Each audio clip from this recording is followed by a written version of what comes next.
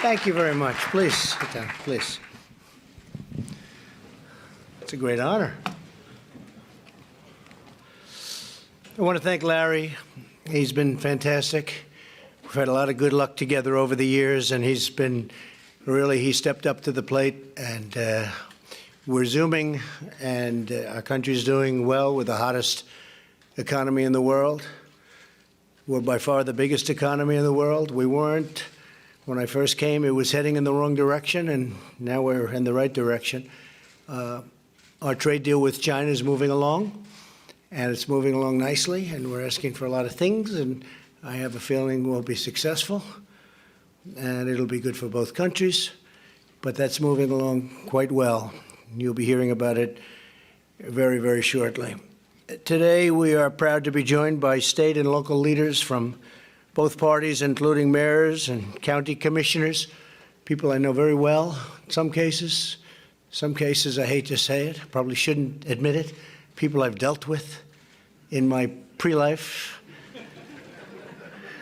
And there are a lot of professionals, I will tell you. I know very well what you do, and they're great professionals, not easy. Economic development officers and tribal leaders and entrepreneurs and faith leaders.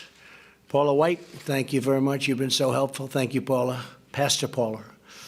She's fantastic. Thank you all for pouring your heart and your soul into rebuilding our communities and restoring hope in every part of our great land. That's what's happening. We're here to celebrate opportunity zones, and who would have thought this was going to be so successful? Who would have thought when we first proposed the idea? They said, well, things like this have been talked about, but it never happened. But the numbers are incredible, what's happened in a very short period of time. It's really a crucial part of our new tax law to help low-income Americans. As you know, this vital provision gives businesses a massive incentive to invest and create jobs in our nation's most underserved communities. I want to thank Secretary Steve Mnuchin and Secretary Ben Carson, who were right here, and they are. They're waving to me through the door. And that's okay. Just stay there, fellas. They've already heard from you.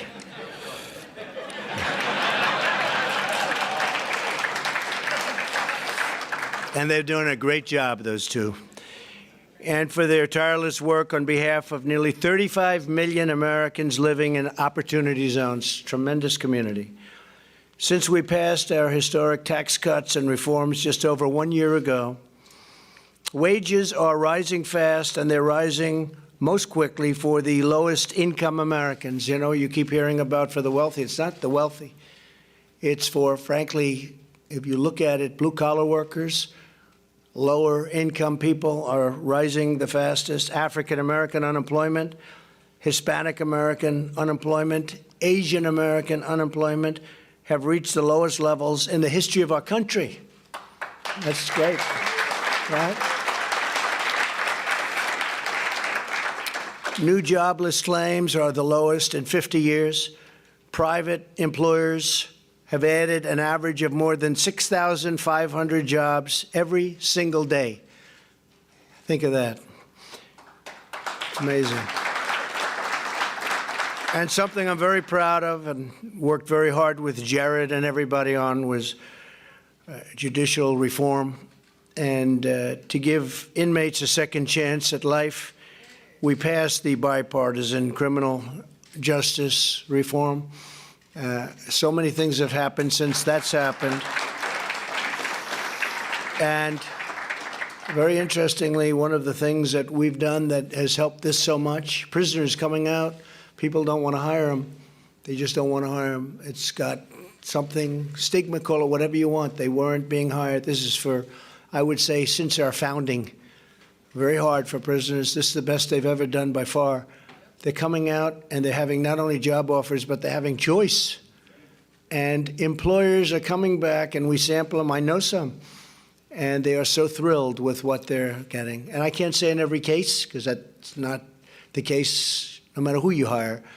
But they are thrilled. I had one gentleman tell me, man, I know, a businessman, he said, I've hired some people coming out of prison I never thought I'd be doing, and I'm doing it, and they're some of the best employees I have. And that was done because the economy is so strong. because, frankly, they're having a hard time getting people. And now they're taking people that they wouldn't have liked and they would have never taken, and they're putting them in, and they're finding them to be phenomenal. So it's never happened before like it's happening now. People coming out of prison are getting a second, and in some cases a third chance. I've also signed the single largest bill to combat the opioid crisis, to help free Americans from the scourge of addiction. There's never been anything like it over the last 10 years. What's going on is incredible. And we're stopping them, much more so at the border. We will, as soon as the wall is built, we'll have a tremendous impact. And Border Patrol has been incredible. Kevin's doing a great job. We have an amazing group of people on the border, and Homeland Security generally. ICE has been incredible what they're doing. They're taking MS-13 out by the thousands who came into our country, the gangs, rough people. They're getting them out. So ICE has been unbelievable. And law enforcement generally has been just unbelievable, the job. You know, our numbers are way down, meaning in a positive way. Crime is down very substantially from even a year ago. And we want all Americans to share in our great economic renewal. That's why governors in all 50 states and the territories have designated 8,700 neighborhoods as opportunity zones. Hard to believe, 8,700. Household income in these communities is 37% less than the median income in a state as a whole, so it's 37% down, and we're catching them fast. In order to revitalize these areas, we've lowered the capital gains tax for long-term investment in opportunity zones all the way down to a very big, fat, beautiful number of zero. Zero. That's why they're looking and they're saying, no, I don't want to go there. Maybe I don't love the location. I don't want to go. Then they hear about the zero. They'll say, I think I'm going to go there. And then they start liking the location, right? A great football player. You are some player, huh? I'll never fight you, I promise. That'll never happen. Great player, Scott. Our goal is to rebuild homes, schools, businesses, and communities that need it the most. And we have just, I don't know, we've hit something that's very unusual. This is a very surprising thing to everybody, even to me to a certain extent. You know, you do things. Nobody thought it was going to catch on like it's caught on. So here with us today is the mayor of Vicksburg, Mississippi, George Flaggs, who over the last year has worked with private investors to save and create more jobs in the city. Where's George? George, stand up, please, George. Thank you very much. Thank you, George. Mayor Flaggs, I want to thank you for your tremendous partnership. You've really helped inspire us, I must say, and you have done an incredible job, and it wasn't easy. It wasn't easy all the way. And I'd like to ask, if I could, I'll get you up a second time, because I'd like to ask Mayor Flaggs to come up and say a few words about what this has meant. And he really has been. He's been a great leader, and we appreciate your knowledge, giving us some of that knowledge. Please, Mayor Flaggs. Thank you very much. Mr. President, thanks for the honor to be here today. And I will say first that I think we was the first opportunity zone that was created as a result of your tax cut and your the other opportunities. But let me just say this, as a mayor of the city and former legislator for 25 years, I've never seen any piece of legislation that allows more collaboration between federal, state, and local government. And just to tell you what we was able to do in Vicksburg, we have created 54% of our new jobs, and the new jobs in the state of Mississippi was created in Vicksburg, Mississippi, because of the economic opportunity we share here today. But the other thing is that I will never forget, it was a plant that was built in 1889, and we was able to save that plant because technology had just worked its way out, but it's now called the Vicksburg Forest Product because of the fact we was able to come to the White House and the state government and local government and collaborate, use this opportunity zone, check all the boxes, be able to put money in our sales. City of Vicksburg, 24,000 people, rural as you get, but at the same time was able to save 125 jobs for the city of Vicksburg. And let me tell you that's bread on the table. That's meat in somebody's kitchen. And so we was able to do that. So, Mr. President, we thank you. Thank you very much, Mayor. Fantastic job. Fantastic job. Thank you, Mayor. Across the country, our tax cuts have kicked off a race to invest in opportunity zones beyond anything that anybody in this room even thought. In counties with heavy concentration of opportunity zones, wages have risen by now, it seems that we were talking about 8%, but it looks like it's going to be a much higher number than that. Property sale prices in opportunity zones, if you have a home, have already skyrocketed by more than 20%. Secretary Mnuchin estimates that private businesses will invest $100 billion in opportunity zones, and that's going to be in a fairly short period of time. To further support these communities, I recently established the White House Opportunity and Revitalization Council, chaired by Secretary Carson, who, by the way, is doing a fantastic job at HUD. He's really doing a fantastic job at HUD. Its mission is to marshal 16 federal agencies and coordinate dozens of existing federal programs to provide maximum support to opportunity zones. And here with us today is a man who I knew through watching him on television. And he was a great football player. He's a businessman. He's a former state legislator and retired from the NFL after about 10 or 12 years or something. Huh? 9 years. That's not bad. 9 years, not bad. That's a long time in the NFL. Scott Turner, a special man and a man who is really out there. He's working 25 hours a day. He's doing an incredible job. Everybody loves him and they respect him. They respect him a lot. Come on up, Scott. Come on up. Thank you, man. Well, good afternoon. Thank you, Mr. President, and I appreciate your vision and your leadership on this. And just a couple quick things I want to say. You know, I have a lot of joy in my heart and a lot of resolve in my spirit. Joy because as I look out on the room, what a great representation of our country, of the true heart of America and the culture of America. And that brings me great joy.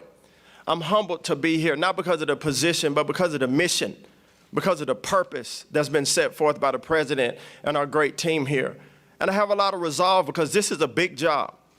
There's a lot of work to do. As you can see, we're all here. There's big ways, big things to do, but I know that if we set our face like flint, we can do it, and together we can do it. This is the greatest team. I've been able to play on a lot of teams, San Diego, Washington, Denver, but this is the greatest team because we have the opportunity to make a generational impact. Us together. See, revitalization doesn't have a color. It doesn't have a party. Revitalization starts in the heart of every man.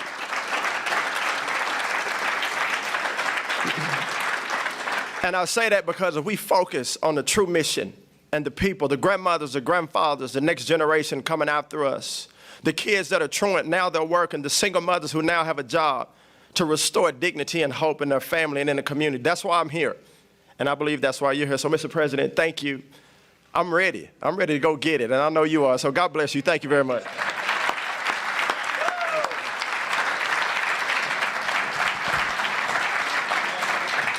That was great. Wow.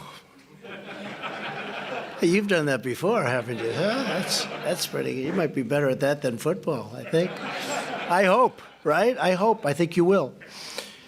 This new council will streamline existing programs to invest in economic development, workforce training, entrepreneurship, and safety in opportunity zones. For example, the Department of Labor will target opportunity zones for prison reentry employment. The Department of Housing and Urban Development is launching a new pilot program to support additional low-income housing in these areas. And the Department of Justice will strengthen its comprehensive effort to address youth violence and crime. We're giving a very special jolt to making sure these areas are safe. And that's having already a very big effect. And it's very important. Our message to distressed American communities is clear. Your government is 100% committed to bringing jobs and safety and opportunity back to where you live. And in many cases, this is where you want to live. You want to be there. Some people were forced out by bad conditions and crime, and you're now able to stay, and you'll stay in the area. You know the people. You love the people. You're with your family. It's all of a sudden getting much safer, and a lot of things are happening. Tremendous things are happening. Today, we're grateful to be joined by Nelly Vasquez Rowland. More than 20 years ago, she and her husband started a project called A Safe Haven, which provides people in crisis with housing and drug treatment, workforce training, and jobs.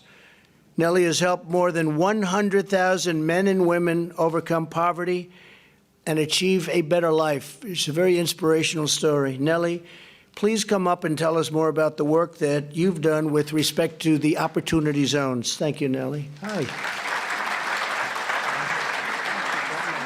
Thank you. Wow, what an amazing day. My husband and I founded A Safe Haven 25 years ago with this day in mind.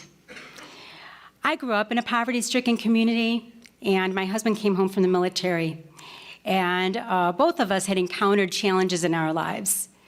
And we are grateful that we had the opportunity to get access to good education and to get access to careers in finance.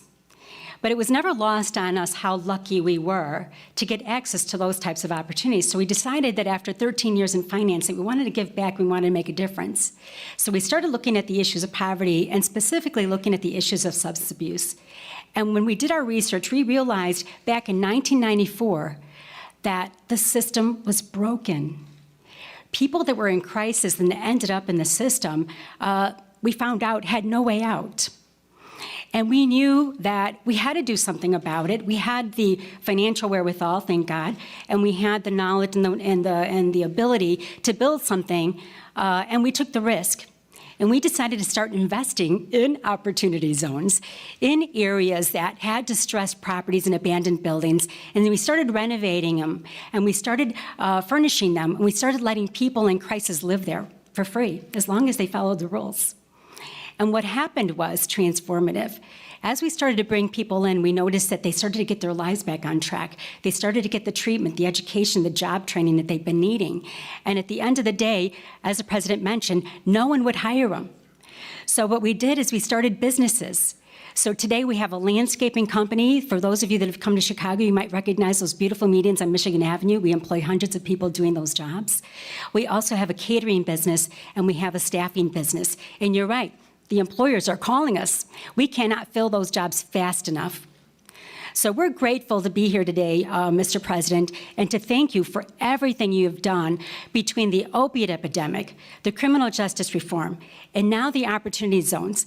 Our work at A Safe Haven has just begun. Thank you. Great. Thank you, Nelly.